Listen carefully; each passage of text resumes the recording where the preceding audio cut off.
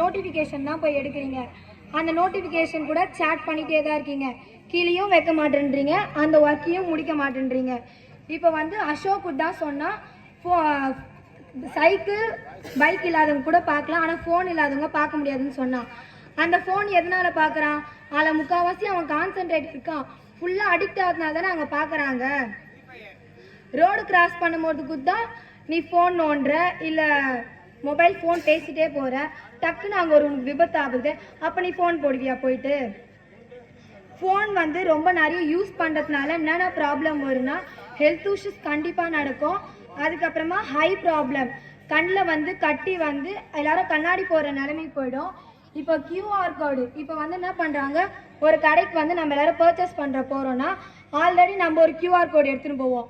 அவங்க என்ன பண்ணுவாங்க, கேஷ் கேட்பாங்க. கேஷ் இல்லைப்பா, நான் கியூஆர் கோடு பண்ணுறேன்னு சொல்லிட்டு அவங்க காமிக்கிற கியூஆர் கோடை நீ